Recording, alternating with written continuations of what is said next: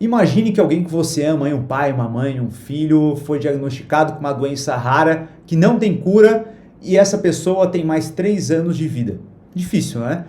Esse fato aconteceu com a doutora Martine Rothblatt, que foi justamente que deu o gatilho para ela criar uma empresa para salvar a própria filha, que foi diagnosticada com uma doença pulmonar grave e rara, que o diagnóstico que ela tinha dos médicos era o seguinte: não tem medicamento porque as grandes farmacêuticas não se interessam por trazer uma solução para esse tipo de doença, porque não é tão escalável, né? E ela, então tem uma solução, é possível ter uma solução. O que ela fez? Era uma advogada bem-sucedida, vendeu o negócio dela, pegou todo esse valor e começou a pesquisar, fazer incentivos de pesquisa e fundou a United Therapeutics, que virou hoje uma empresa muito grande que trabalha nesse nicho especificamente de doenças pulmonares graves, e eles estão atuando em outras frentes que podem fazer a empresa multiplicar por diversas vezes o tamanho dela de hoje. E é sobre isso que a gente vai falar hoje, cara. Se você gosta de investimentos internacionais e teses que fogem do óbvio aí que todo mundo acaba falando de Amazon, Nvidia, Apple, teu lugar é aqui, cara. Se inscreve aqui no canal, deixa um dedo no like aí também, fechou? Então, o que a gente tem aqui, cara? O modelo de negócio dessa empresa, que acaba sendo bem disruptivo. Eu gosto desse tipo de empresa que ela já para de pé. Se a gente pega, por exemplo, aí os resultados dela, né? Você percebe que é uma empresa que gera bastante receita, a receita dela cresce, o lucro dela já está bem estabilizado. No ano passado, aí 2024, na verdade, bateu o primeiro 1 bilhão de lucro em dólar. Então é uma empresa que tem crescido muito fortemente. Então é uma empresa que ela já tem um modelo de negócio sólido, né? Diferente de que a gente acaba vendo essas empresas de biotecnologia, que elas têm uma promessa muito boa, porém ela depende muito de capital de terceiros para poder financiar um medicamento que pode ser disruptivo.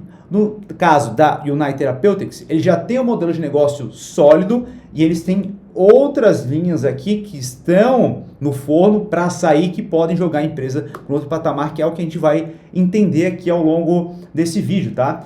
E eu quero trazer para você aqui agora o que a empresa ela tem feito, né? Então ela tem alguns medicamentos principais. O carro-chefe dela é o Tyvaso, onde representa aí no último resultado do quarto trimestre aí de 2025, ela teve uma receita de 464 milhões e houve um crescimento em relação ao período passado de 12%. Então esse aqui é o carro-chefe, que é um medicamento inalável para hipertensão pulmonar. Então esse aqui que vende demais. A gente tem outras linhas de receita aqui, outros medicamentos que estão iniciando, aqui cresceu bastante, 41%, mas ainda é uma proporção baixa em relação ao produto principal. E a gente percebe que eles têm várias outras iniciativas aqui que pode transformar a empresa em algo ainda maior. Então, aqui em azul, a gente tem o portfólio atual, com o Tyvaso, com a solução Tyvaso ali nebulizada, né? Orenitram, Renodulin, Unictussin, né? Então, esses medicamentos aqui acabam tratando essas duas doenças aqui, né? Então, hipertensão arterial pulmonar, hipertensão pulmonar, e aqui o ILDL é o Idiopathic Pulmonary Fibrosis, né? Então, fibrose pulmonar idiopática, né? E a gente percebe que eles estão trabalhando em outras frentes. Alguns dos medicamentos que eles já atuam, que já estão em circulação para tratar essas doenças aqui, estão sendo levados em consideração para tratar novas doenças. Então, tem estudos se encaminhando nesse sentido e trazendo alguns medicamentos novos, como o Ralinepag aqui, que é algo que pode revolucionar, tá? A gente percebe que a gente tem alguns produtos aí em desenvolvimento, né? Então está em fase de registro, né? Não foram registrados, estão em pesquisa. A partir do momento que eles registram, já está bem consolidado e vai se encaminhando para a fase de aprovação pelos órgãos reguladores, ali como o FDA, que seria equivalente à nossa Anvisa aqui no Brasil. E a gente também tem aqui outras fontes que podem jogar a empresa para um outro patamar, que seria na parte de transplante de órgãos, especificamente xenotransplantes, que seria a pesquisa que eles têm trazido, de utilizar órgãos de animais como porco modificá-los para que o corpo humano aceite esses órgãos e, cara, com isso, dando certo, é uma disrupção gigantesca porque vai reduzir mundialmente a fila por órgãos, né? Então é super difícil conseguir órgãos, se a gente consegue utilizar animais nesse sentido, é fundamental, né? Outro ponto também é utilizar tecidos e células do próprio paciente para poder trazer uma solução e também de terceiros, né, de outras pessoas, utilizar esse tecido de outras pessoas para poder desenvolver curas especificamente. Eles têm trabalhado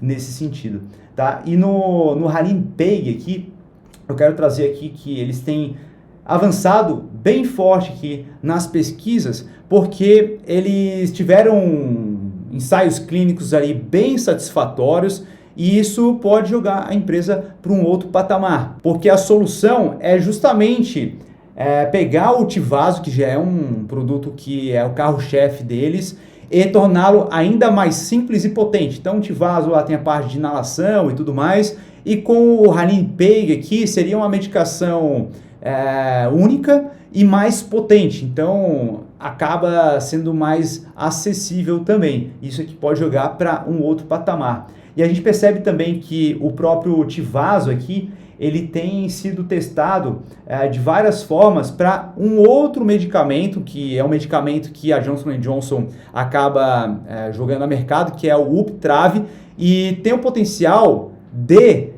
ele substituir esse medicamento da Johnson & Johnson, que em 2025 teve um faturamento de quase 2 bilhões de dólares. Então imagina, trazer um medicamento que é uma solução melhor do que da Johnson & Johnson seria algo disruptivo, e pelas pesquisas aqui eles têm conseguido reduzir 55% o risco de piora. Então já está bem encaminhado aqui nas pesquisas para jogar para a fase aqui de aprovação. Então perceba que existem várias iniciativas que já estão em fases bem avançadas para pegar a aprovação e começar a amplamente ser divulgado e comercializado tanto nos Estados Unidos como fora dele, tá? Então, por exemplo, aqui a gente pega o Tivaso Teton Study aqui, né, que é essa solução que eles estão trazendo.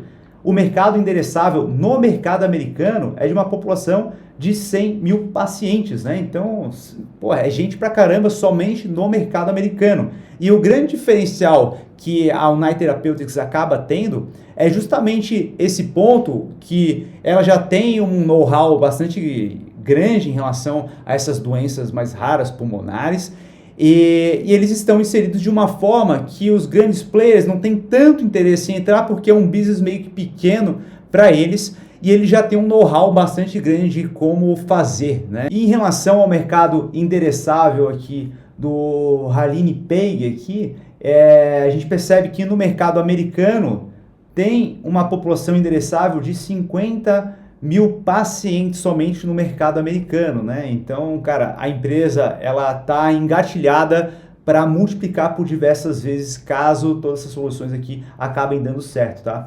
Se a gente der uma olhada aqui em relação ao crescimento dela, a gente teve aí um crescimento do quarto trimestre de 2025 em relação aos outros, né? A gente percebe aí desde 2020 um crescimento composto aqui, médio dos produtos deles, de 15% anual, ou seja, a empresa está crescendo essa receita na casa de 15% ao ano. E o fato é que a empresa fechou o ano de 2025 com uma receita recorde de 3,1 bilhões, financiamento em pesquisas com praticamente 100% de capital próprio, então não tem aquele risco, as pesquisas não estão dando certo, e está queimando caixa pra caramba com capital de terceiro, isso aumenta o risco. Não, eles trabalham com capital próprio, então eles têm aí na casa de 1,5 bilhão de caixa para poder financiar as suas pesquisas, e elas já estão avançadas. Então, a meu ver, acaba sendo uma empresa bem interessante de se ter no portfólio, para aquela parte que tem um risco um pouco mais